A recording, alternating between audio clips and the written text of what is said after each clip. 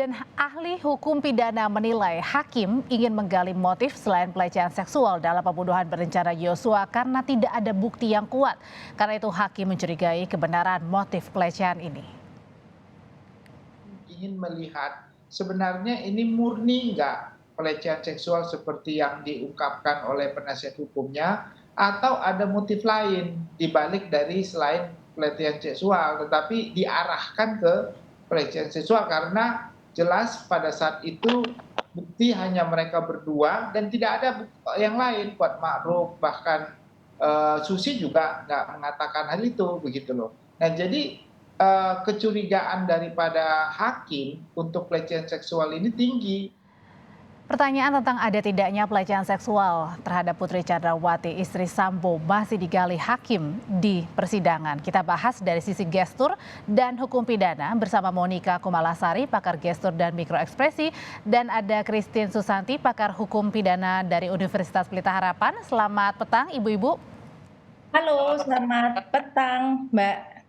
Saya ke Bu Monica dulu. Bu Monica, gestur PC yang menangis, tertahan saat di sidang, saat bercerita dan mengklaim ia dilecehkan Yosua, yang bisa dibaca Anda ini semakin menguatkan betul ada pelecehan di Magelang.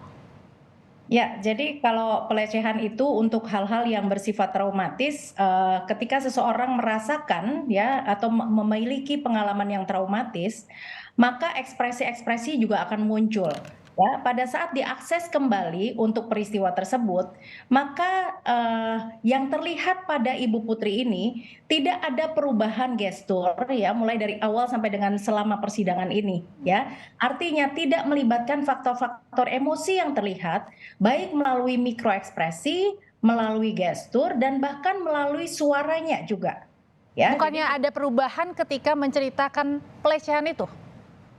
Ya, ketika menceritakan mengenai pelecehan seksual, ya, nah detail mengenai pelecehan seksual itu adalah kalau memori, ya, kalau tipe memori itu adalah yang disebut dengan episodic memory, ya. Tetapi yang diceritakan justru bukan mengenai detail episodiknya, tapi dia justru malah keluar dari episodiknya dan mengatakan bahwa hal tersebut adalah merupakan trauma. Dan ketika seseorang trauma itu tidak dalam kendali atau kontrol untuk mengatakan karena Anda tidak tahu bagaimana rasanya orang mengalami hal yang traumatik gitu ya.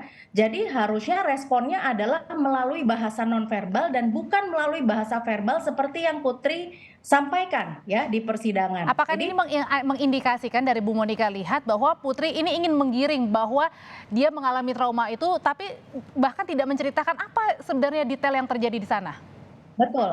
Beliau tidak bisa menceritakan secara detail, bahkan ketika detail diceritakan maka emosinya juga akan keluar. Tetapi yang ada adalah justru keluar daripada detail tersebut dan hanya bersifat disassociate untuk menjelaskan bahwa seseorang yang trauma ya akan mengalami yang seperti ini.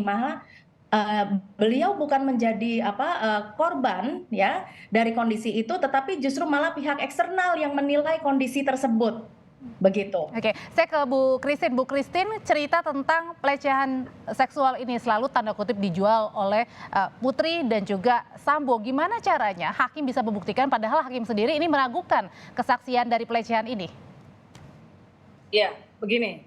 Ketika kita bicara pelecehan seksual, ya.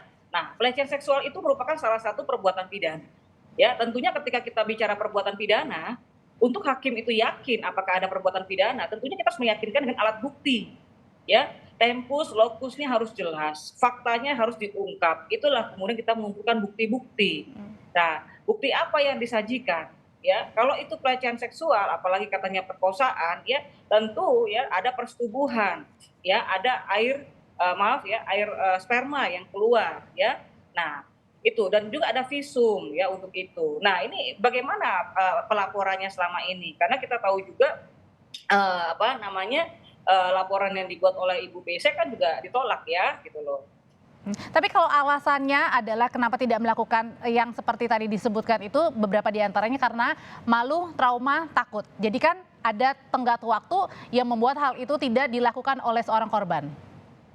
Ya, bagaimana kita bisa mendalilkan ada kasus perkosaan, ada tindak pidana perkosaan, kalau bukti kita tidak kita berikan. Itu nggak mungkin.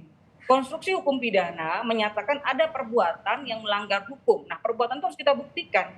Kalau tidak bisa kita buktikan, bagaimana kita bisa meyakinkan hakim? Jangan lupa, dalam hukum acara pidana, nah, saya mulai masuk ke hukum acara pidana. Hukum acara pidana berarti kita bicara pembuktian di persidangan, ya. Nah, banyak bukti yang kita munculkan. Gitu loh. Kalau ada bukti psikologi forensiknya dari si kuasa hukum ini? Bukti psikologi forensik itu kan salah satu alat bukti, ya. Sementara kita mengenal bukti yang keterangan saksi yang harus mendukung, gitu loh. Itu tidak bisa satu alat bukti dijadikan dasar untuk melaporkan atau memperkuat dalil bahwa terjadi peristiwa pidana, nggak bisa. Jadi bisa dibilang bahwa cerita jualannya untuk yang pelecehan seksual ini tidak bisa dibuktikan ya di persidangan. Makanya hakim mencari motif lainnya mungkin. Iya, dalam hal ini kan Ibu PC kan sebagai terdakwa ya dalam kasus pembunuhan berencana bersama dengan terdakwa yang lain. Nah, tentunya di sini ya kalau memang Ibu PC ingin mendalilkan ya atau mendalilkan bahwa dia menjadi korban, tentu dia harus membuktikan gitu loh. Tetapi yang harus kita garis bawahi di sini adalah kalaupun misalnya menjadi korban, ini kan kasus pembunuhan. Apakah dibenarkan Eigenrechtling main hakim sendiri di sini? Itu kan juga nanti akan menjadi pertanyaan yang menarik lagi kan, gitu loh. Oke, Bu Monika, kalau misalnya hakim sedang mencari atau menggali motif lain, itu terlihat nggak sih pada saat bertanya misalnya, kayaknya sih Yosua ini punya peran yang begitu besar, kepala rumah tangga meskipun tidak diakui juga oleh Putri, tapi memegang peran-peran penting seperti pos untuk kas keuangan, bahkan untuk kas Bayangkari, laporan-laporan.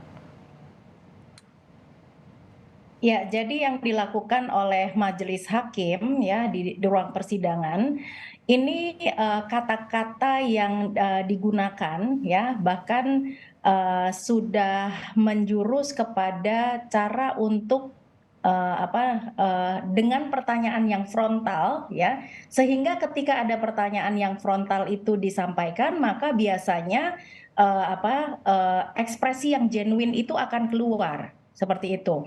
Makanya Anda berbohong gitu ya dengan melontarkan kalimat ini. Maka ketika merespon terhadap statement tersebut ya, ini akan keluar nih ekspresi-ekspresi yang tidak diduga ya atau ekspresi yang disebut dengan detection apprehension, rasa takut kalau seseorang itu berbohong maka ekspresi ini akan muncul seperti itu ya. Oke. Nah, jadi saya melihat bahwa peran hakim di sini dengan strateginya itu bagus sekali gitu ya. Dan bahkan ketika hal yang dikomplainkan oleh Sambo bahwa seharusnya pada saat lie detector itu tidak ditanyakan mengenai pelecehan seksual gitu ya. Nah, ini adalah merupakan upaya dari penyidik karena memang kehandalan dari lie detector ini adalah terletak pada penyidik karena penyidik akan request kepada si operator dari lie detector ini. Tentang pertanyaan-pertanyaannya apa ya? Ya, nah makanya Sambo kan juga akhirnya malah komplain dengan kenapa harus ada pertanyaan titipan gitu ya karena pengguna jasanya memang adalah penyidik jadi sah-sah saja untuk memberikan yang disebut dengan catalytic question. Yang menarik dari hasil lie detector salah satunya adalah pada saat si jaksa nanya ke Bu Putri, tahu nggak hasil dari pertanyaan kamu berselingkuh tidak dengan Yosua? Kan dikatakan berbohong ya, artinya minus ya. Tapi pada saat di sidang Putri justru menjelaskan bahwa hubungannya sepertinya ini bukan hanya sekedar supir karena kan tadi memegang pos-pos peranan penting. Ini mengindikasikan kalau Putri dan Yosua. Ya, jadi memegang pos-pos penting itu belum berarti juga ada relasi romantisme di situ, ya. Tetapi adalah hubungan antara orang kepercayaan ya dengan majikannya seperti itu.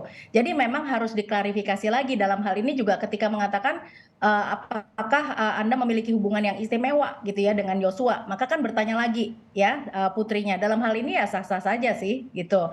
Tetapi adanya relasi hubungan yang sangat dekat sekali belum juga berarti bahwa itu merupakan satu romantisme. Bu Christine, kalau kasus pelecehan seksual ini kan sudah di SP3 ya sama polisi, tapi ceritanya ini kembali digaungkan pada saat di persidangan. Ada nggak sih cerita-cerita misalnya kasus-kasus lain sudah di SP3 tapi di sidang ternyata terbukti? Maksudnya kasus-kasus lain itu gimana? Selain di sini? Selain, Ya, begini. Perkara itu di SP3 kan tentu ada alasannya ya. Yang pertama itu tidak cukup bukti, ya, atau kemudian ada perdamaian antara korban dengan pelaku.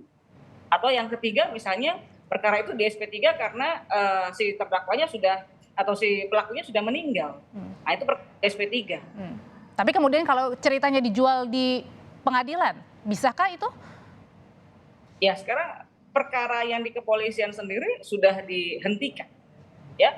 Nah sekarang peristiwa itu kemudian dibuat seolah-olah itu ada dan dibawa ke pengadilan.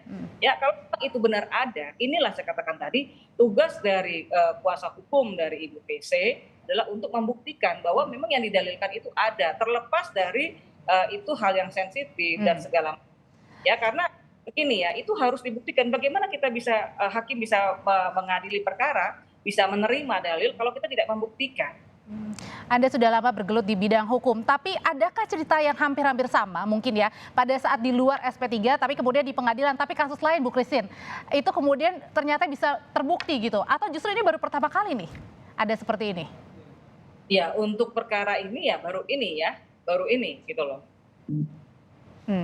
Artinya adalah di sini ingin kembali menekankan bahwa kasus pelecehan seksual yang kira-kira menjadi yang diutamakan begini, yang dialami oleh Putri sehingga melakukan pembunuhan berencana ini gini. Ya seakan-akan kan pembunuhan berencana itu dilatar belakangin oleh motif bahwa si korban ini melakukan pelecehan seksual. Ya emosi dari pelaku kemudian memberikan perintah atau seperti apa sampai terjadi pembunuhan. Pidana itu kan bicara mens rea dan actus reus ya. Nah, mens rea itu adalah niat dari pelaku untuk melakukan. Kenapa? Motifnya apa? Actus reus adalah tindakan. Nah, ini harus ada bukti, harus ada benang merah yang jelas yang menghubungkan. Bu Monika, jadi kalau misalnya yang Anda lihat selama di persidangan kan ini untuk pertama kali ya Putri diberikan keleluasan untuk bersaksi banyak, bercerita banyak. Jadi kalau Anda melihatnya hanya dari ekspresi dan perkataan, betulkah ia dilecehkan atau korban pelecehan seksual? Ya, jadi sebelum kita mengamati ekspresinya juga ya, sambil mengamati ekspresi itu ada teknik yang powerful sekali digunakan. Apakah kita akan melanjutkan analisa ini atau tidak? Antara lain teknik yang disebut dengan CBCA ya. Ini adalah teknik untuk melihat konten dari percakapan tersebut gitu ya. Yang pertama adalah masuk akal atau tidak gitu ya. Nah, seperti publik mengatakan it's common bahwa ini tidak masuk akal, untuk publik aja nggak masuk akal ya. Terus kemudian juga kita lihat dari detail-detail ketika beliau mengatakan ada pelecehan seksual ya, tetapi detailnya itu tidak cukup rich, justru malah detail yang harusnya diceritakan justru beliau malah skip atau mengatakan lupa, tidak tahu, trauma gitu ya, karena memang berbohong itu berat gitu ya. Ini saya makanya tidak menyentuh ke substansi yang hal-hal tadi private atau yang kejadian sebenarnya pada saat itu yang dialami sebagai korban misalnya gitu ya Bu. Betul, dan tidak bisa menceritakan interaksi secara spontan ya, siapa melakukan apa, tetapi apa yang disampaikan itu adalah merupakan seperti sesuatu yang sudah ada narasinya, begitu. Makanya ya. pada dalam hasil poligraf itu yang paling minusnya tertinggi adalah Putri, makanya begitu? Ya, betul. Jadi kalau mikro ekspresi yang dibaca ini adalah perubahan secara mikro atau speed atau cepat, ya, maka poligraf ini adalah membaca mengenai fisiologis, kumpulan respon fisiologis tubuh ya. Ini hampir sama ya, kami juga kadang-kadang menggunakan artificial intelligence untuk lebih detailnya lagi gitu ya, tetapi ini juga didukung oleh si lie detector. Ini memang tidak bisa dibawa untuk pembuktian di persidangan, tetapi ini adalah alat bantu ya untuk membantu para penyidik ya, begitu juga dengan teknik-teknik yang kami lakukan dalam menganalisa mikroekspresi. Ini adalah alat bantu untuk penyidik atau siapapun yang membutuhkan jasa ini sehingga tahu bagian mana di mana terjadi kebocoran atau leakage, ada ketidaksinkronan antara verbal dengan nonverbalnya. Bu Monika, kalau yang Anda lihat Bu Putri ini pada saat tadi minus yang paling tertinggi berarti kan bisa berbohong begitu ya, kemudian bisa menarasikan cerita sehingga membuat orang mungkin harapannya bisa percaya. Ini kategori apa Kan biasanya kalau seorang wanita kan tidak tega ya kalau berkata bohong terus-menerus gitu. Nah, jadi kita lihat ya di angka 25 itu adalah kan ini merupakan ada beberapa pertanyaan gitu ya. Tidak single mengatakan bahwa beliau ini berbohong untuk segala hal gitu ya. Tetapi yang membuat angka minus 25 ini karena ada catalytic question yang dijawab dan kemudian tidak ada synchronity. Antara lain dilihat bahwa ketika seseorang terpojok atau seseorang berbohong ya, maka ada skin resistance di mana Baik. keringat juga akan bertambah gitu ya. Terus kemudian di blood pressure gitu ya. Tapi ini Terus tidak terlihat ya? berapa? Tidak terlihat ya?